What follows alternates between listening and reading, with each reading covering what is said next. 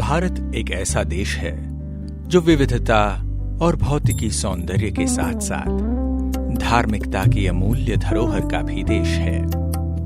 यहाँ के त्योहार और महोत्सव दुनिया भर में अपनी अनूठी पहचान रखते हैं और इनमें से एक महत्वपूर्ण त्योहार है नवरात्रि।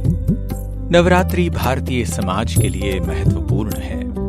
नवरात्रि शब्द संस्कृत में 9 रातों की पूजा को सूचित करता है, जो भारतीय पंचांग कैलेंडर के अनुसार चैत्र और अश्विन मास में मनाया जाता है।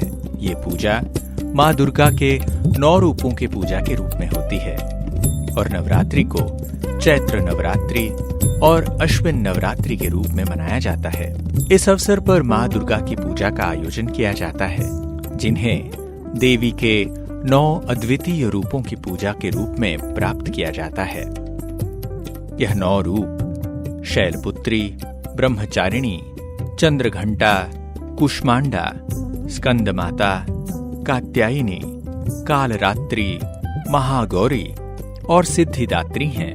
नवरात्रि का पहला दिन दुर्गा देवी के रूप में मनाया जाता है। वह शैलपुत्री के नाम से पूजी जाती हैं। दुर्गा को शिव शक्ति कहा जाता है। हाथ में माला भी दिखाते हैं। माला परमात्मा के याद का प्रतीक है। जब परमात्मा को याद करेंगे तो जीवन में यह अष्ट शक्तियां प्राप्त होती हैं। इसलिए दुर्गा को अष्टभुजा दिखाते हैं। हाथ में बाण दिखाते हैं, जिसका अर्थ है ज्ञान रूपी बाण मुख द्वारा चलाकर विकारों का संहार किया। नवरात्रि का दूसरा दिन देवी ब्रह्मचारिणी का है, जिसका अर्थ है तप का आचरण करने वाली। तप का आधार पवित्रता होती है, जिसके लिए जीवन में ब्रह्मचर्य की धारणा करना आवश्यक है। किसी भी देवी की सबसे बड़ी योग्यता उसके ब्रह्मचर्य की धारणा है।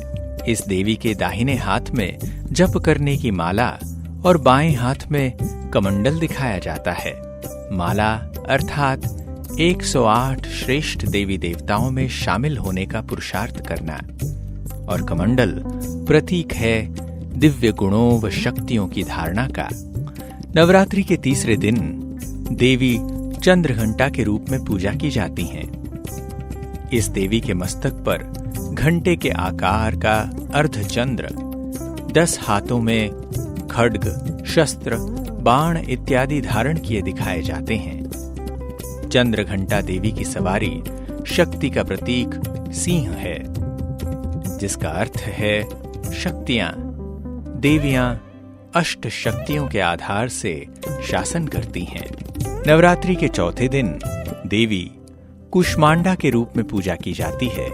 बताया जाता है कि यह खून पीने वाली देवी है। इस देवी को सृष्टि की आदि स्वरूपा और आदि शक्ति माना जाता है, जो ब्रह्मांड में चारों ओर फैले अंधकार को नष्ट कर ब्रह्मांड का ज्ञान प्रदान करती है।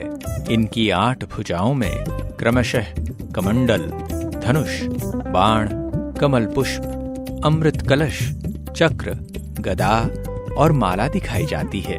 कमंडल प्रतीक है दिव्य गुणों व शक्तियों की धारणा का।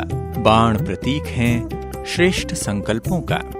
कमल पुष्प प्रतीक है कलयुगी जगत में रहते निर्लिप्त व निर्विकारी स्थिति का। अमृत कलश बुद्धि की सतो प्रधानता का प्रतीक है। चक्र तीनों कालों व तीनों लोकों के ज्ञान का और गदा शक्ति का प्रतीक है। माला राजयोग का प्रतीक है। नवरात्रि के 5वें दिन देवी की स्कंद माता के रूप में पूजा की जाती है। कहते हैं यह ज्ञान देने वाली देवी है। इनकी पूजा करने से ही मनुष्य ज्ञानी बनता है। यह भी बताया गया है कि स्कंद माता की पूजा ब्रह्मा, विष्णु, शंकर समेत यक्ष, किन्नरों और दैत्यों ने भी की है।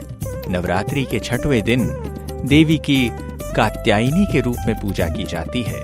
इनका वाहन सिंह दिखाया जाता है। इनके चारों हाथों में बाईं ओर के ऊपर वाले हाथ में तलवार और नीचे वाले हाथ में कमल पुष्प दिखाते हैं, जो क्रमशः शक्ति व पवित्रता की धारणा के प्रतीक हैं। नवरात्रि के 7वें दिन देवी की काल रात्रि के रूप में पूजा की जाती है। इनका वाहन गधे को दिखाया गया है, जिसका अर्थ है कि कलयुग में एक सामान्य गृहस्थी की हालत प्रतिकूल परिस्थितियों में जूझते जूझते गधे जैसी हो जाती है, और जब वह गधा अपने मन बुद्धि में काल रात्रि जैसी देवी को बिठा लेता है तो देवी उस गृहस्थ को परिस्थितियों से पार निकाल ले जाती है। नवरात्रि के 8वें दिन देवी की महागौरी के रूप में पूजा की जाती है। कहते हैं कि कन्या के रूप में यह बिल्कुल काली थी। शंकर से शादी करने हेतु अपने गौर वर्ण के लिए ब्रह्मा की पूजा की। तब ब्रह्मा ने खुश होकर उसे काली से गौरी बना दिया। नवरात्रि के 9वें दिन देवी की सिद्धिदात्री के रूप में पूजा की जाती है। कहा गया है कि यह सिद्धिदायी वह शक्ति है जो विश्व का कल्याण करती है, जगत का कष्ट दूर कर अपने भक्त जनों को मुक्ति प्रदान करती है। इस तरह 9 दिन देवियों के आध्यात्मिक रहस्यों को धारण करना ही नवरात्रि पर्व मनाना है।